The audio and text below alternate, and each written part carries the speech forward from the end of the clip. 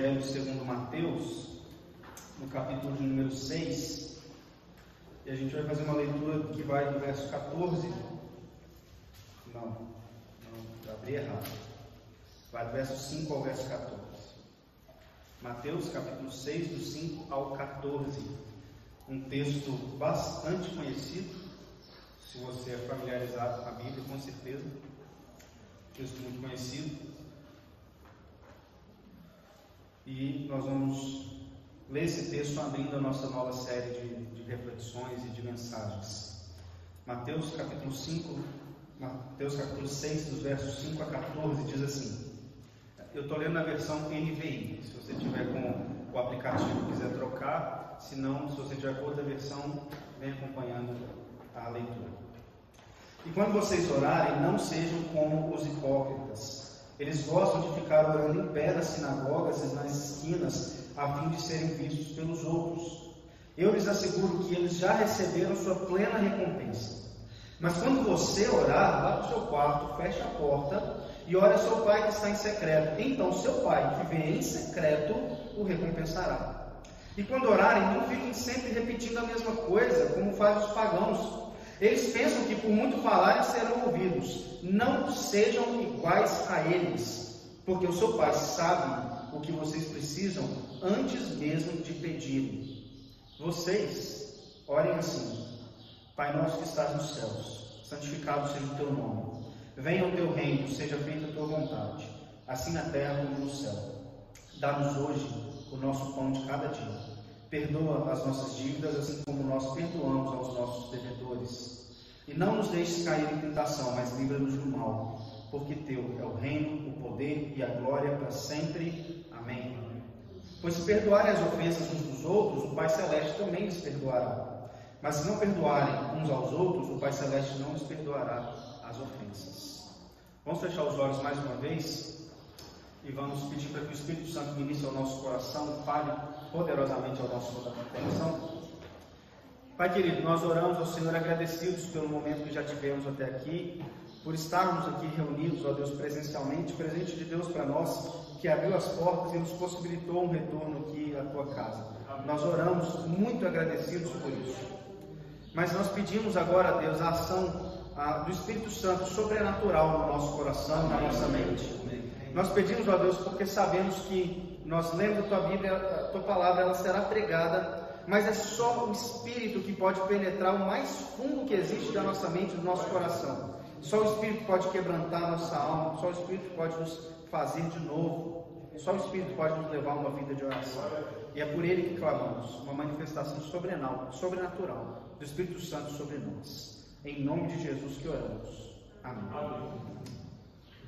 A gente está iniciando hoje uma nova série, a série que se chama O Céu Não Está de Lockdown. O céu não está de lockdown. Durante um bom tempo, a nossa cidade, para não dizer o nosso país, esteve fechado. No ano passado, por exemplo, acho que foi em outubro, a gente abriu a igreja de novo, a gente conseguiu ficar em outubro, novembro, dezembro, eu acho, janeiro, eu acho que fevereiro que a gente fechou de novo, alguma coisa assim.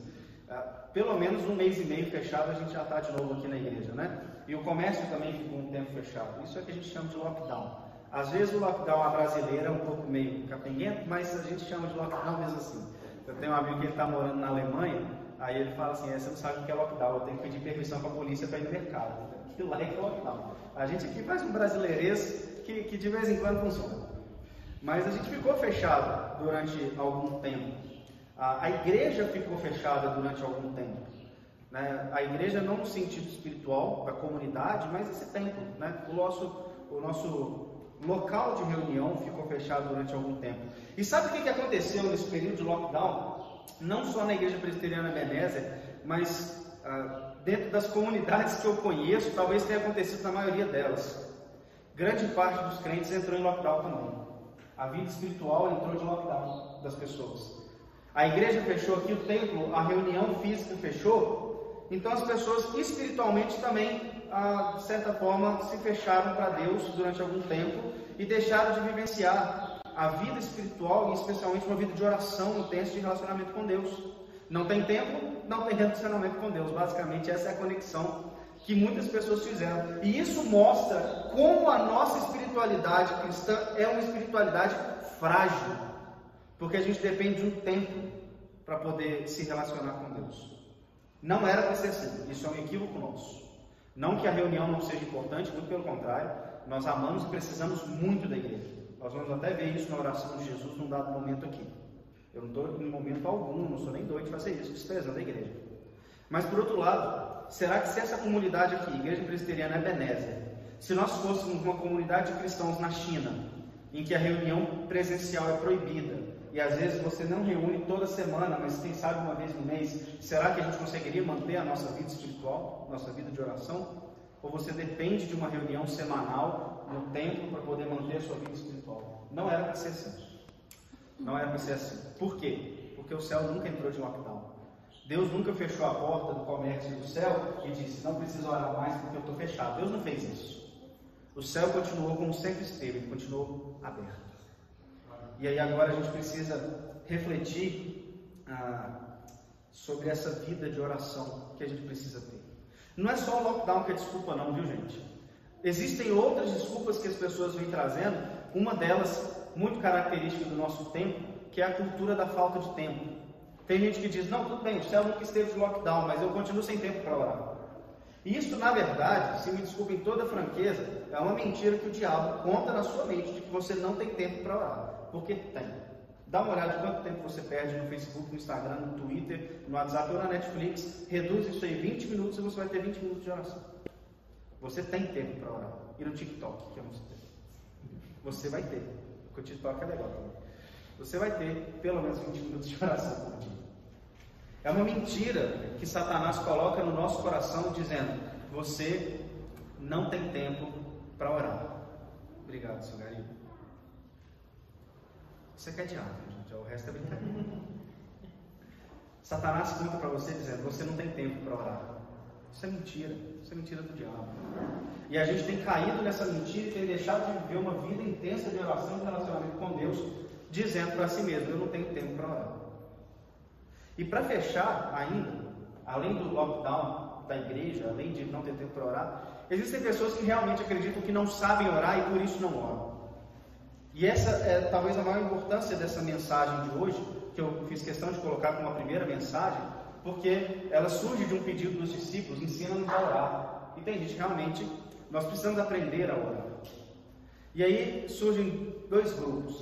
Tem gente que nunca ora, porque não tem, acha que não sabe orar, e aí acontece ficando com vergonha de orar aqui na igreja, mas porque se esquece que o Espírito também corrige as nossas orações. Então, às vezes, se você acha que você não sabe orar, mas o irmão que pede uma oração, fica tranquilo, viu? Se você falar, o Espírito Santo vai corrigir, ela vai chegar lá no céu. Tem gente que deixa de orar por causa disso, porque acha que vai passar uma vergonha, e às vezes deixa de orar em casa por causa disso. Mas a gente pode aprender a orar. Em resumo, a gente precisa falar sobre oração. E essa série é uma série de mensagens sobre oração. Nós vamos meditar em diversas orações que os crentes fizeram na Bíblia, que nos ensinam muito acerca de Deus e acerca da própria oração e acerca de nós mesmos. Antes da gente entrar especificamente no texto, eu acho que vale a pena a gente fazer duas considerações sobre a oração, de um modo geral. A primeira delas é qual é o lugar da oração na vida cristã. Tem um pastor chamado R.C. Sproul, já morreu tem uns 2 anos, ele tem um livreto chamado A Oração Muda as Coisas. Nesse livro, bem pequenininho, ele cita o seguinte: a oração motiva e nutre a obediência, colocando o coração na mentalidade apropriada para desejar a obediência. Qual que é o lugar da oração na vida cristã? O lugar da oração é de um papel vital, assim como a sua respiração para a sua vida. Tem muita gente que faz essa comparação de oração, dizendo que a oração é como se fosse o pulmão da vida espiritual. E é verdade. O próprio Sproul, nesse livro, ele fala, se existe algum tipo de chave para uma vida de santidade, essa chave é a oração. A oração é a chave para você experimentar e vivenciar uma vida espiritual. Sem oração, você não vai experimentar nada de Deus. Sem oração, você não vai conhecer e não vai se aprofundar no seu relacionamento com Deus. O lugar da oração é o lugar da vitalidade espiritual. Sem oração, sem vida com Deus. Simples assim. Não existe alguém que possa dizer, eu tenho uma vida espiritual ativa com Deus, um relacionamento com Deus, mas eu não oro. Isso não existe. Porque quem é crente e se relaciona com Deus, esse tal, ele tem que orar. Ele é levado a orar. Não existe aquele que não ora e fala que é cristão, e não existe aquele que fala que é cristão e também não ora. Não existe gente que acha que é cristão, e não existe aquele que fala, não, eu sou realmente. Eu falei a mesma coisa 2 vezes, vocês nem receberam. Falei 2 vezes, aqui eu ia falar 2 e eu esqueci a outra, Marquinhos. Mas como o púlpito é aquele local de sinceridade, eu não tenho problema de falar que eu falei 2 coisas e esqueci o outro. Não existe essa pessoa que fala que não ora. O bom é que fica gravado no YouTube. E vai, se bobear, ainda recorta depois para colocar por aí. Não existe pessoa que não ora e fala que é cristão. O cristão é levado para orar. Isso não significa que a oração seja algo natural para nós. Isso não significa nada. Muito pelo contrário, a oração é algo antinatural para nós. A gente precisa de disciplina.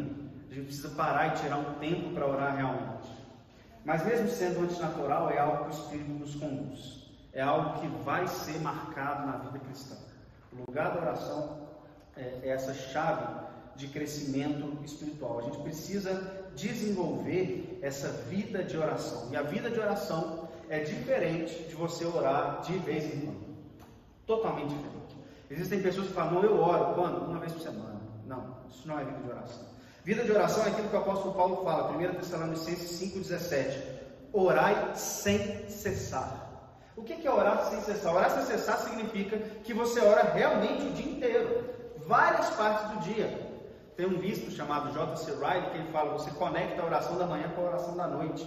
Como assim? Você começa o seu dia com uma oração a Deus, e aí você sai de casa, entra no Uber ou no carro e fala, Deus, me leve em segurança. Você fez uma oração a Deus. Chegou no seu trabalho, obrigado Deus pelo seu trabalho. Você vai conectando um diálogo com Deus ao longo do dia inteiro. Isso é orar sem cessar. Isso é uma vida de oração de alguém que está o tempo inteiro conversando e se relacionando com Deus.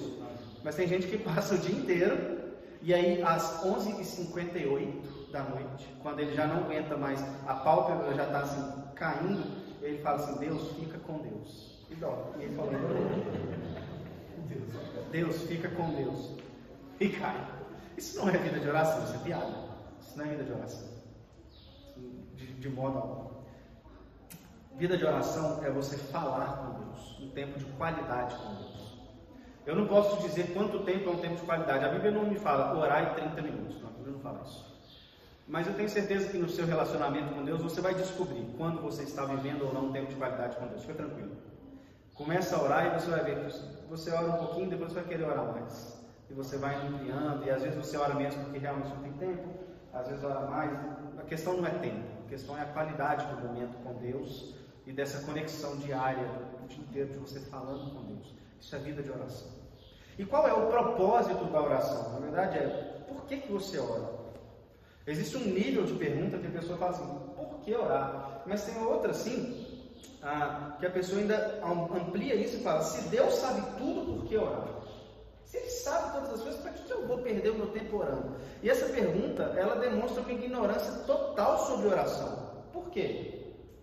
Porque oração não é uma lista de pedidos em que Deus já sabe o que eu vou pedir, né? Não é isso, oração é diálogo, é conversa. É óbvio que Deus sabe o que você vai orar. O próprio texto diz, e a gente vai ver isso. É óbvio que Deus sabe o que você vai orar. Mas mesmo assim, Ele fala, vem cá que eu quero bater um papo com você, eu quero conversar com você. A oração é um diálogo com Deus, uma conversa real com Deus real. Não é uma lista de pedidos. João Calvino comenta assim, nas Institutas, sobre oração. Mas alguém dirá, Deus não sabe, sem ser lembrado, tanto em que somos atribulados, como é conveniente para nós, de modo que, em certo sentido, parece supérfluo que Ele seja impelido por nossas orações. Ou seja, não é supérfluo você ficar orando, já que Deus sabe? E ele responde, todavia, aqueles que raciocinam dessa maneira, não observam a que propósito o Senhor instruiu o seu povo orar, porque Ele ordenou isso não por causa de si mesmo, mas por nossa causa. A oração é por nossa causa. Por que por nossa causa? Porque é na oração que Deus nos molda. É na oração que Deus nos transforma. Você não vai mudar a mente de Deus. Você não vai fazer Deus pensar diferente. Deus já tem um plano, Deus já tem um decreto, Deus já sabe o que você vai pedir. Você não vai mudar Deus. Mas você vai mudar as circunstâncias onde você está. E principalmente você vai mudar o seu coração. Isso é oração. Você vai pedindo para Deus e Ele vai te transformando devagarzinho. Ele vai te falando assim, ó, você não precisa disso que você está pedindo. Você não precisa disso que você está pedindo. Ele vai te moldando. Ou Ele fala, não, agora é a hora de eu te dar aquilo que você está pedindo. Não é porque Ele sabe o que Ele não sabe. É simplesmente Ele te contando alguma coisa. É simplesmente Ele moldando, transformando para que você vá quietando o seu coração, dizendo, não, se Ele não me deu ainda, eu não preciso, por exemplo. Isso é desenvolver realmente uma vida de oração. E aí eu fecho a introdução antes da gente entrar aqui no texto com uma fala do pastor Jonathan Edwards, que ele ensina sobre a oração assim: no que diz respeito a Deus, a oração é apenas um reconhecimento sensível da nossa dependência dele para a sua glória. Como ele fez todas as coisas para a sua glória, também precisa ser glorificado e reconhecido por suas criaturas. A oração é um reconhecimento de que nós dependemos de Deus. A gente está dizendo para Deus, olha, eu preciso conversar com você e eu dependo de Deus para tudo que Ele quiser me dar. No que diz respeito a nós mesmos, Deus requer a nossa oração. Por meio da oração, desperta-se o senso da nossa necessidade. Por meio da oração, a mente é preparada para valorizar a misericórdia de Deus. Nossa oração a Deus pode despertar em nós um senso de consideração apropriado da nossa dependência de Deus quanto à misericórdia daquilo que pedimos, bem como um exercício apropriado de fé na suficiência de Deus, para que sejamos preparados para glorificar o seu nome quando a misericórdia for recebida. A oração ela vai nos preparando, a oração vai nos moldando, vai transformando a nossa mente, não a mente de Deus. E aí, diante de estudo sobre oração, Jesus agora ele ensina para os seus discípulos como orar. Como é que eu oro? E aí esse texto fala sobre isso. Você vai ver uma correlação, talvez a sua Bíblia tenha uma chave bíblica. Você vai ver embaixo assim, Lucas 11, 1 a 4, se a sua Bíblia tiver. E você vai encontrar a mesma oração do Pai Nosso. Existe alguma possibilidade de os dois textos não serem o mesmo momento. Jesus mais de uma vez ensinou a oração do Pai Nosso, isso não tem problema nenhum. Né? Em um ano eu repito a pregação pelo menos umas 3 vezes, mudando os textos, porque a gente tem que falar a mesma coisa, não é assim? Jesus ensinou a mesma coisa de modos diferentes. Mas lá em Lucas está relatado que os discípulos pedem para ele, nos ensina a orar. Se eles pedem, nos ensina a orar, é porque orar não é algo tão natural de fato que você não precisa pelo menos de um modelo. E aí essa resposta de Jesus, que é a oração do Pai Nosso, ela não é para você simplesmente repeti-la. Não que tenha algum problema de você orar o Pai Nosso, vamos todos aqui orar o Pai Nosso, isso não é uma vã repetição. Isso não é uma repetição desenfreada, muito pelo contrário. Mas Jesus não te deu um paradigma para você repetir, basicamente. Ele te deu um modelo de como você orar diariamente. Nós vamos aprender agora sobre o modelo da oração. Me acompanhe aí no versículo de número 5. Jesus diz assim: e quando vocês orarem, não sejam como os hipócritas. Eles gostam de ficar orando em pé nas sinagogas e nas esquinas, a fim de serem vistos pelos outros. Eu lhes asseguro que eles já receberam a sua plena recompensa. A primeira coisa que Jesus levanta antes de ensinar o Pai Nosso é que ele faz uma questão: não ore como os hipócritas. Aqui ele está fazendo uma referência indireta a um grupo religioso da sua época, que eram os fariseus. E o que é um hipócrita? A palavra hipócrita do grego, ela vem do teatro, em que um ator usava máscara. E aí ele pode às vezes até trocar de máscara durante o teatro, ou se ele usasse uma máscara você não via o rosto real dele. Hipócrita é aquele que tem mais de uma cara, 2 caras. E aí quando essas pessoas aqui que eu vou citar agora, eles têm mais de uma cara. E aí Jesus começa dizendo assim: quando vocês orarem. Repare que Jesus não começa dizendo se vocês orarem. Ah, se vocês pararem para orar, você ora assim. Mas Jesus diz quando. O que esse quando significa para nós? Significa que Ele está exigindo que a oração seja algo constante na sua vida. Quando você orar, significa, meu filho, eu sei que você vai orar com uma frequência razoável. Você vai viver uma vida de oração. Então, quando você orar, e não se você orar, você vai orar assim. A oração é algo essencial na vida cristã. A oração é essencial. Não é se você orar. é quando você orar. Você quer ter um relacionamento com Deus? Você que está aqui hoje? Então você vai precisar orar. Você precisa conversar com esse Deus. Sem isso, você não vai desenvolver essa vida espiritual. E aí ele faz uma oração, uma advertência. Não faça como os hipócritas. Como que esses fariseus oravam? O problema em si não é o camarada ficar de pé ou de joelho em si. Porque os judeus oravam de pé, às vezes de joelho, oravam na praça, oravam na sinagoga. Isso não é o ponto. Mas quando o fariseu se levantava para orar, ele queria a atenção e o aplauso de todo mundo. O fariseu ele levantava para orar e ele orava assim: ó Deus. Ele mudava até a voz, né? Já viu quando a pessoa fala naquele mineirês berlanense mais bonito que existe, mas na hora que ele levanta para orar, ele incorpora o crente. Ó Deus, gracioso és. Aí começa até a falar tu és. Ele nunca usou tu na vida, mas na oração tem que ser tu és. O fariseu ele fazia isso, só que ainda mais, ele se exaltava na oração. Ele ficava de pé e dizia: ó Deus, muito obrigado, porque eu não sou uma mulher, um gentio nem um cachorro. Eu sou um fariseu. Muito obrigado, Deus, porque eu não sou igual Tiago. Tiago não tem uma vida espiritual igual a mim. Eles são fariseus, sabe? Ele se exalta, às vezes até rebaixando o outro. Tem uma parábola de Jesus sobre isso, do fariseu e do publicano. Depois dá uma olhada. O que o fariseu quer? Ele quer que na hora que ele levante, todo mundo olhe e fale: agora levantou um homem de Deus para lá. Agora esse camarada que levantou, esse aí é bom de verdade. É isso que o fariseu quer. Ele quer um aplauso, ele não quer um relacionamento com Deus. Aí Jesus olha e fala: para com isso. Quando você orar, você não está orando para o outro. Você não está orando para você mesmo.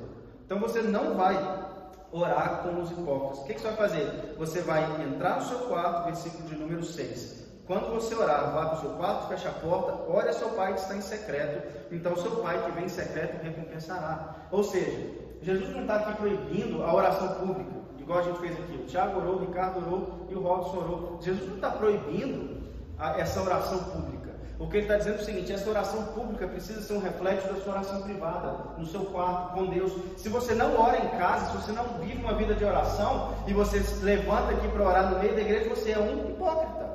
Porque você está querendo orar só para os outros verem. Porque a verdadeira oração é aquela que você faz você e Deus, em secreto.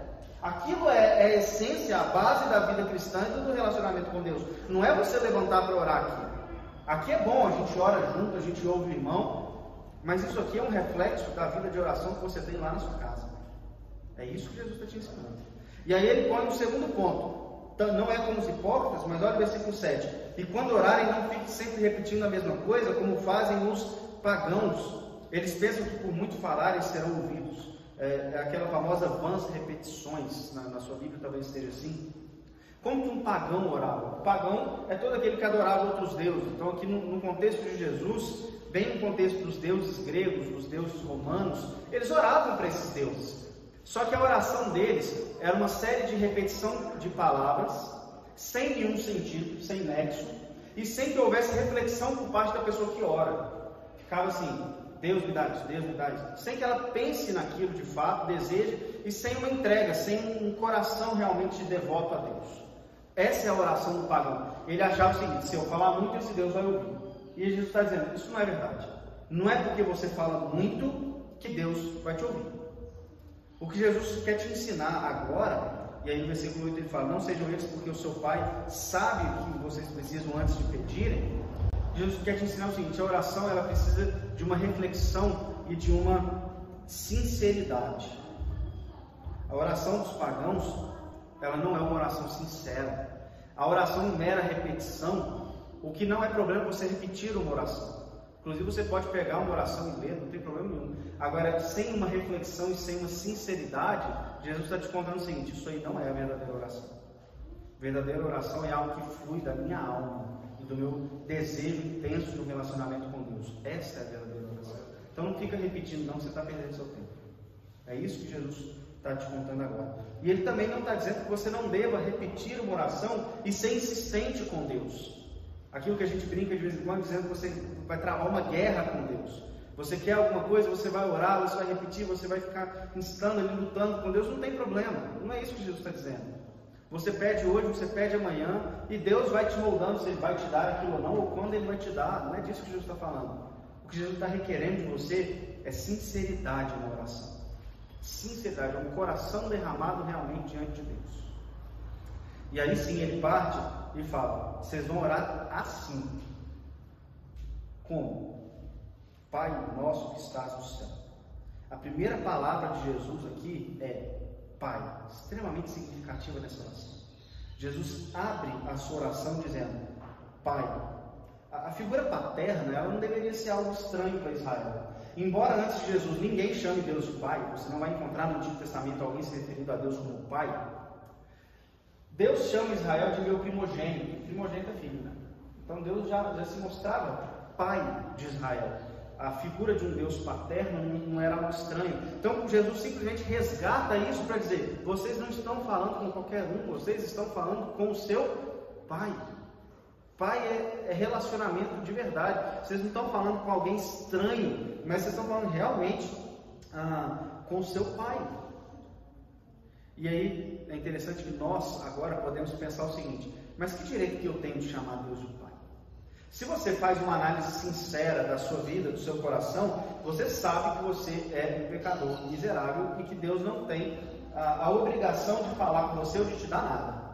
Isso é uma reflexão sincera sobre quem eu sou. Mas mesmo assim ele está te falando: me chame de Pai. E eu falo: como que eu vou chamar esse Deus de Pai? E aí entra uma doutrina, uma teologia que eu acho das mais bonitas dentro da teologia reformada, que nós chamamos de doutrina da adoção. Nós somos adotados por Deus. Olha o que Paulo fala em Romanos 8,15. Porque não recebestes o espírito de escravidão, para outra vez estares em temor, mas recebestes o espírito de adoção de filhos, pelo qual clamamos: Abba, Pai. Paulo está dizendo o seguinte: no momento em que o pecado entrou na humanidade, de verdade você não é mais filho de Deus. Inclusive Paulo diz que nós somos filhos da ira. João diz que nós somos filhos do diabo, sem Deus. Essa é a nossa verdadeira filiação. Mas num dado momento, quando Cristo morre na cruz, paga os nossos pecados, a partir daquele momento, aquele que se achega por fé e crê em Jesus Cristo, ele é adotado por Deus e passa a fazer parte da família de Deus. Filho original de Deus, o Pai, é Jesus. E nós somos irmãos adotados de Jesus. Agora, um filho adotado, ele não é menos filho. Nós somos verdadeiramente filhos de Deus, porque o Pai nos adotou. Agora, quando você adota alguém, gente, ninguém é obrigado a adotar alguém. Isso é graça pura, não é? Deus quis te adotar. Então, no momento que você for orar, eu queria que você lembrasse duas coisas. Eu queria que você começasse a sua oração lembrando quem você é. Você nem merecia estar ali. Você não merecia ficar de joelhos diante da presença de Deus. O certo, digamos assim, o justo, era Deus te banir dali. Mas a justiça foi satisfeita por Jesus para que você pudesse estar ali. Por quê? Pela graça. Deus deixou você entrar na presença dele e falar com ele, por causa de Jesus Cristo. Nunca se esqueça disso. Você vai se lembrar que Deus é o Deus da graça e que você é alguém que nem merecia estar ali falando com Deus. Pai. Mas ele não para aí não. Ele fala o seguinte: Pai nosso. Pai nosso. Embora Jesus em outras passagens diga meu Pai, quando ele ensina aqui Pai nosso, ele está lembrando que nós estamos envolvidos numa coletividade, numa comunidade. Deus não é só seu Pai, Ele é meu Pai também, do Tiago, do Taz, da Esther e de todos aqueles que já se renderam a Jesus. Nós vivemos em uma comunidade que chama Deus de Pai. A gente não é cristão sozinho. A vida cristã, ela não é vivida sozinha não, viu? Se você acha que você sozinho vai desenvolver a sua vida de oração, vai desenvolver a sua espiritualidade, você está errado. Você precisa de mim e eu preciso de você também. Nós precisamos da nossa comunidade para que a gente desenvolva a nossa vida espiritual. E aí ele diz: Pai nosso que estás no céu. Tem um teólogo que eu gosto muito, que é o N.T. Wright. Ele comenta assim: ele não é um ídolo fabricado pelos homens, ele é o verdadeiro Deus que habita no céu. Ele não é como o Pai terreno. Ele não foi inventado por nós, mas ele não é igual ao Pai terreno, que é cheio de falhas. Quem aqui é pai sabe que você até tenta fazer tudo pelo filho, mas você não consegue e eu não consigo. Nós não conseguimos ser pais perfeitos, mas aqui sim existe um Pai sem defeito, um Pai que te compreende totalmente e que tem todo o poder para realmente atender suas necessidades. Um Pai que sabe exatamente a hora certa de te dar as coisas ou de te tirar as coisas. Nós pais terrenos, a gente falha nisso. Às vezes você dá algo que não deveria ter dado naquele momento. E às vezes você tira algo que não deveria ter tirado naquele momento. Deus não. Nós estamos falando com o Pai Celeste, o Pai perfeito. E aí agora, Jesus passa para 6 petições em 2 categorias. 3 primeiras relacionadas ao reino, à obra de Deus, depois 3 relacionadas a nós mesmos. E essa ordem é muito importante, porque Jesus está te contando aqui, por meio do modelo de oração, que a prioridade da sua vida é o reino de Deus e não as suas necessidades. Olha só o que o próprio Jesus fala em Mateus 6,33. Busquem, pois, em primeiro lugar o reino de Deus e a sua justiça, e todas essas coisas vos serão acrescentadas. As nossas necessidades nós oramos e Deus vai nos dar, mas a nossa prioridade é buscar o reino de Deus. A nossa prioridade é que a vontade de Deus seja feita, é que o nome de Deus seja manifestado. E a nossa oração, ela precisa ser um reflexo das nossas prioridades. Faz uma análise agora, se você fizesse realmente uma análise das suas orações, como é que está? Está invertido isso daí? Deus me dá meu carro, me dá minha casa e abençoa a igreja. No final, eu estava em 5 segundos. É isso? Será que a sua oração prioriza você e depois prioriza o reino? Porque Jesus está te ensinando invertido. Primeiro você ora pelo reino. A prioridade é a busca do reino. Se a sua vida é isso, a sua oração vai naturalmente fluir para esse rumo também.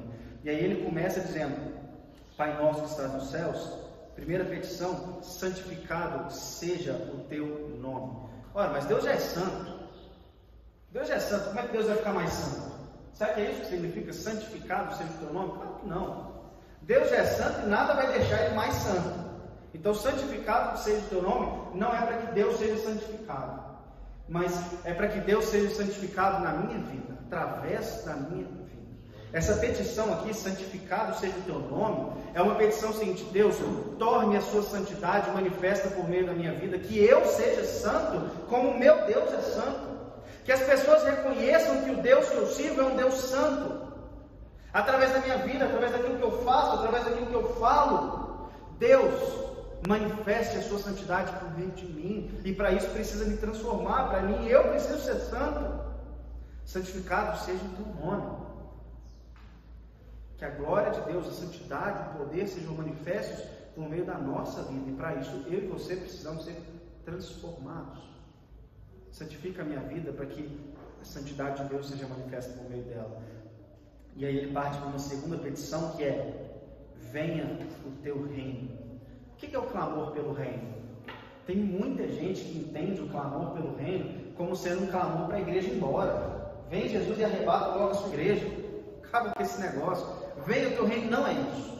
Nós oramos sim para que Jesus volte, nós almejamos que Jesus venha e restaure todas as coisas, mas enquanto ele não vem, é o reino que está vindo, o reino está expandindo. Quando Jesus veio, ele já inaugurou o reino de Deus. E o que é reino? O reino é onde um rei governa. Ou seja, que o governo de Deus vá se expandindo e se manifestando, que mais gente vá se rendendo a Jesus e permitindo que ele governe. Isso é o reino de expansão. Quando Jesus diz para que nós oremos, venha o teu reino, ele está dizendo: vocês precisam clamar para que o nome de Jesus seja espalhado por toda a terra, enquanto ele não volta, até os confins da terra, que o nome de Jesus seja proclamado. Aí por meio de quem? É óbvio que é por meio de mim e de você. Venha o teu reino, manifeste o Evangelho de Jesus Cristo. Gente, se você não ora por isso, você não entendeu nem a essência da igreja, porque essa é a essência da igreja. Algumas pessoas gostam de dizer, não sei se você já ouviu essa expressão, o seguinte: a minha igreja é uma igreja missionária. Eu te pergunto, qual igreja que não é missionária? Porque se ela não é missionária, nem igreja ela é. A essência da igreja é espalhar o nome de Jesus, é ser missão, é viver missão em tudo, no culto lá fora. Se você vive a missão, se você vive para espalhar o Evangelho de Jesus Cristo, é bem natural que você vá orar por isso. Venha o teu reino, manifesta na minha vida o Evangelho de Jesus, porque o que eu mais quero é que meu vizinho se converta, meu esposo, minha esposa e meus filhos se convertam. Então Deus, santifica o teu nome e manifesta o Evangelho de Jesus para que o reino vá expandindo. Venha o teu reino. E ele termina com essa série de petições com: seja feita a tua vontade, assim na terra como no céu. No céu a vontade de Deus é feita de modo perfeito, de modo pleno, porque não existe pecado. Anjo nenhum no céu fica brigando contra a vontade de Deus. Já nós aqui na terra, Deus manifesta sua vontade e a gente fala, eu não quero. A gente teima com o fato de que a gente sabe o que é melhor para a gente. Nós teimamos e lutamos contra a vontade de Deus muitas vezes. Mas o que Jesus está pedindo é o seguinte, para que a nossa vida seja moldada pela vontade de Deus, mesmo que isso vá contra a nossa vontade. A minha vontade é caminhar para a direita, mas Deus está me mandando para a esquerda, então Deus, me faz com o coração obediente ir para a esquerda. Me faz ir para onde o Senhor quer que eu vá. Me faz fazer aquilo que o Senhor quer que eu faça. Que a sua vontade seja cumprida na minha vida em detrimento da minha vontade. Por quê? Porque isso é um reconhecimento de que eu sei que Deus é quem sabe o que é melhor para mim. Eu não sei o que é melhor para mim. Deus sabe. Ele sabe a hora que eu posso ter ou não ter alguma coisa. Então seja feita a sua vontade na minha vida. Isso é você colocar de fato toda a sua vida na dependência de Deus. Seja feita a sua vontade. E agora nós vemos da parte de Jesus 3 petições: o pão, o perdão e a proteção. E aí ele começa assim: dá-nos hoje o pão de cada dia. Essa oração é tanto uma oração pessoal, me dá o meu pão, minha casa, quanto uma oração coletiva por todos os famintos do mundo. Satisfaça, Deus, a fome daqueles que passam fome. E é interessante que Jesus aqui, ele ensina a orar pelo pão, porque é isso que Deus promete. Deus prometeu que nenhum justo vai mendigar o pão. Agora, a Coca-Cola, Thales, pode ser que talvez pode. Nem manteiga ele prometeu, Lucas. A oração, diz o teólogo Carson, ela deve ser pelas nossas necessidades, não pela nossa ganância. A gente ora pelo pão. Primariamente, se Deus nos der o pão, é o que Ele prometeu dar. Nós oramos pelas nossas necessidades e não pelas nossas ganâncias. E quando a gente ora pelos famintos, uma coisa interessante que acontece é que você começa a perceber que na sua casa tem mais comida do que você precisa.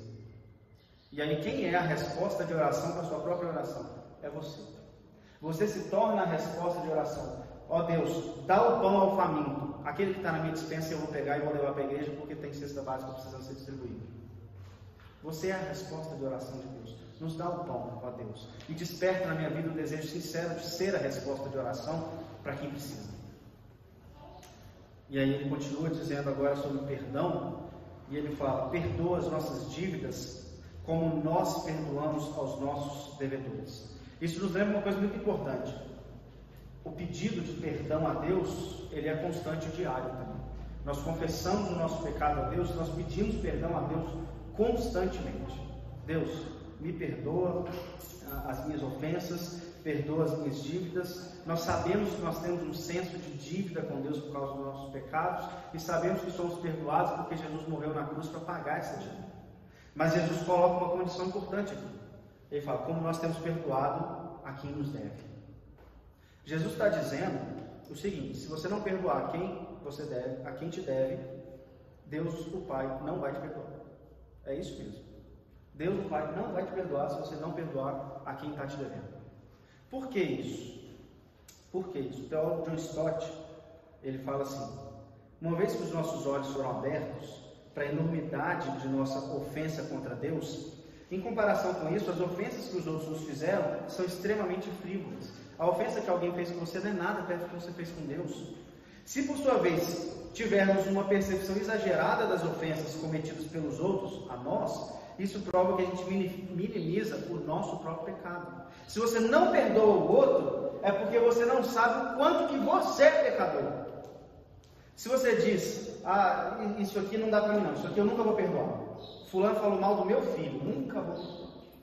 Falou mal da minha esposa, do meu marido, eu nunca vou perdoar pelo que ele fez. Você não reconhece o que você fez para Deus. Dentro do cristianismo não tem espaço, e quando eu digo não tem espaço, não tem uma brecha sequer para a ausência de perdão.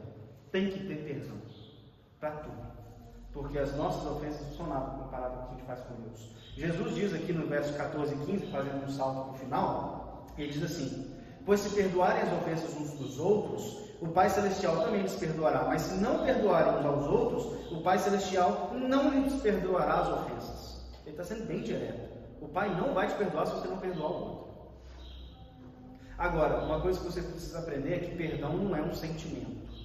Perdão é uma decisão que você toma de perdoar. Mesmo que o seu coração, você chega perto do fulano, bom dia, meu querido, é assim, você trata ele como se você tivesse perdoado. Mesmo que às vezes dentro do seu coração você está se esmurrando, mas pedindo a Deus com sinceridade, olha, me dá um coração de perdão contra ele. É uma decisão que você toma. Eu quero perdoar o fulano. O C.S. Lewis até ensina que se você começa primeiro agindo como se tivesse perdoado, no final Deus vai trabalhando tanto o seu coração que é bem possível que de fato você se sinta desprendido. Agora, carregar uma mágoa, como diria o pastor Hernandes, não sei se vocês já viram isso, é você que está tomando veneno, viu? A ausência de perdão é você tomar um veneno achando que o outro vai morrer. Isso não vai acontecer. Você precisa perdoar para que o Pai te perdoe. E aí, Jesus fecha dizendo o seguinte: e não nos deixe cair em tentação, mas livra-nos do mal. O mal aqui é uma personificação do maligno. O mal aqui que ele está dizendo é realmente o nosso tentador, o nosso maior inimigo, que a Bíblia dá nome para ele, que é Satanás. Satanás, a gente viu uma série, e alguns dos que estão aqui eu vim participar, a série Inimigos Ocultos. A gente falou sobre o mundo, a carne e o diabo. O diabo, esse nosso último inimigo, ele é um ser real que nos tenta. Ele quer nos fazer pecar. Então, qual é a maior artimanha do diabo? Mentira. Ele distorce as coisas. O diabo diz para você que Deus é quem na verdade ele não é. O diabo começa a dizer para você que Deus é um Deus que se ira com você, que Deus vai te destruir. Isso não é verdade. Ao passo que ele está aí te amando, te entregou Jesus por você. O diabo diz que você não precisa da igreja para desenvolver uma vida espiritual, você consegue ser sozinho, um cristão na sua casa. Isso é mentira. Mas ele fala, mas é tão mais cômodo se eu simplesmente, agora com a transmissão online, né? É tão mais cômodo se eu todo dia só sentar e assistir. Eu posso assistir o pastor que eu quiser da minha casa. É tão mais cômodo viver uma vida espiritual assim. E isso não é verdade. Você precisa estar inserido em uma igreja. O diabo diz para você que o mundo tem muita coisa para te oferecer de bom. Ele diz, olha, se você sair da igreja e experimentar essa vida aqui, essa vida vai te fazer feliz. Isso é mentira. Mentira lavada. Porque a verdadeira felicidade só existe em Jesus. Amém. Só em Jesus. Amém. O diabo quer distorcer tudo aquilo que a palavra ensina, para no final você cair em tentação, esqueça do reino, esqueça de Cristo. E no final, quando você abrir os seus olhos no último dia, você tem uma infeliz surpresa de onde você vai passar o resto da sua eternidade. É isso que Ele quer. Mas Jesus te ensina a orar. Não nos deixe cair em tentação, mas livra-nos do mal. Só uma vida de oração robusta, só uma vida de oração intensa pode de fato te fazer vencer o diabo. Pode fazer resistir ao diabo para que ele fuja de você, como diz a palavra. Só uma vida de oração de verdade. Essa é a verdadeira arma para você lutar contra o mundo, contra a carne e contra o diabo. Livra-nos do mal. E ele fecha dizendo, porque teu é o reino, o poder e a glória para sempre. Amém. Ele está dizendo o seguinte, essa oração toda ela é válida, porque eu sei que o Senhor é o rei, porque eu sei que o Senhor tem todo o poder para fazer isso tudo, e porque eu sei que tudo que o Senhor faz é para manifestar a sua glória. Então eu posso confiar plenamente que isso que Deus me mandou orar, Ele vai trabalhar isso em mim, porque Ele tem todo o poder. Dele é o poder, a glória e a honra e a força. Eu quero concluir essa mensagem agora fazendo um apelo para você. Que você viva uma vida de oração. Aprenda a orar com Jesus. Aprenda essa oração e comece a desenvolver uma vida de oração. Comece com pouco, se você acha que você não tem tempo, mas tire alguns minutos de qualidade, mas comece. Quando? Hoje. Comece hoje a desenvolver uma vida de oração. Jesus está te dizendo que você não vai conseguir desenvolver a sua vida espiritual sem oração. Ela é a chave para as guerras espirituais que a gente trava. Começa hoje a desenvolver uma vida de oração.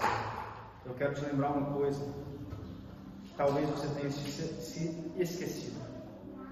O céu não está de lockdown, o céu não está fechado. Você pode orar. Vamos cantar mais uma canção do Senhor?